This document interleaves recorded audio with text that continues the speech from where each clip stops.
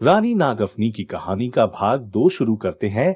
अभी तक हमने सुना कुंवर और मुफतलाल की हास्यप्रद बातें, अब सुनते हैं आगे। कुंवर ने कहा, और इन अखबारों की बात क्यों मान लेता है? मुफतलाल का हंसने का मन हुआ, पर राजकुमार की बेवकूफी पर हंसना कानूनन जुर्म है। यह सोचकर उसने गंभीरता से कहा, मगर रस फेल तो विश्वविद्यालय करता है, अखबार तो इसकी सूचना मात्र छापते हैं। अब विचार में पड़ गया। हाथों की उंगलियां आपस में फंस गईं और सिर लटक गया। बड़ी देर वह इस तरह बैठा रहा, फिर एकाएक उठा और निश्चय के स्वर में बोला, सखा, हम आत्महत्या करेंगे। 4 बार हम बीए में फेल हो चुके। फेल होने के बाद आत्महत्या करना वीरों का कार्य है। हम वीर कुल के हैं, हम राजपुत्र हैं, हम आन पर मर मिटते हैं। हमें तो पहली बार फेल होने पर ही आत्महत्या कर लेनी थी। हमें आत्महत्या कर ही लेनी चाहिए। जाओ, इसका प्रबंध करो। मुफतलाल उसके तेज को देखकर सहम गया। वह चाहता था कि अस्तभान कुछ दिन और जिंदा रहे।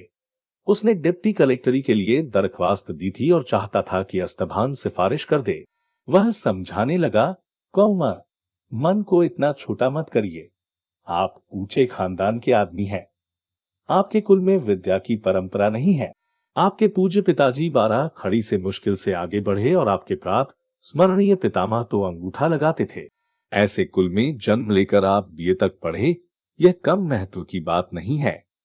इसी बात पर आपका सार्वजनिक अभिनंदन होना चाहिए। कुमार, पढ़ना लिखना हम छोटे आदमियों का काम है।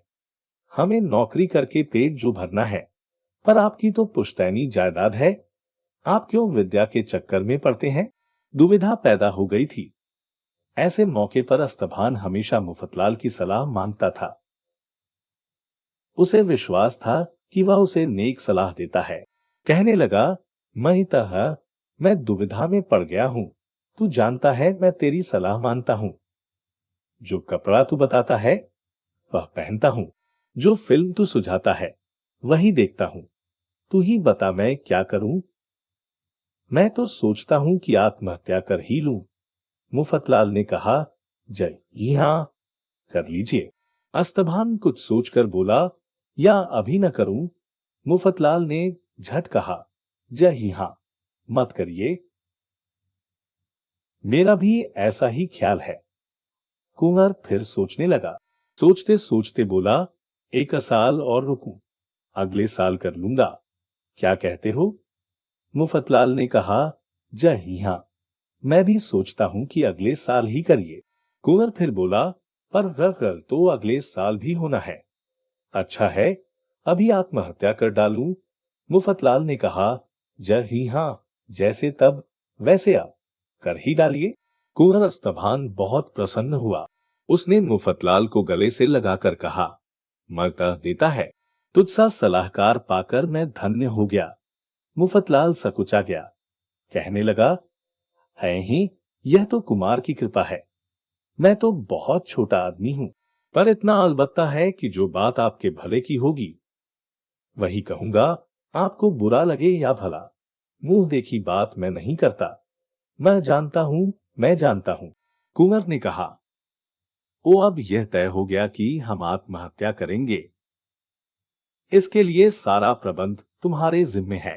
प्राचीन काल से लेकर अभी तक आत्महत्या के जितने तरीके अपनाए गए हैं, उन सब का अध्ययन करके ऐसा तरीका चुनो जो अवसर के अनुकूल हो और हमारी प्रतिष्ठा के योग्य हो।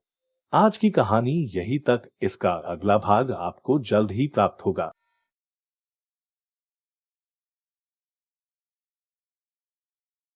ऐसे ही और कहानियों को सुनने के लिए हमारे चैनल को सब्सक्राइब करें एवं कमेंट में बताएं कि आप कौन सी कहानी सुनना चाहते हैं। धन्यवाद।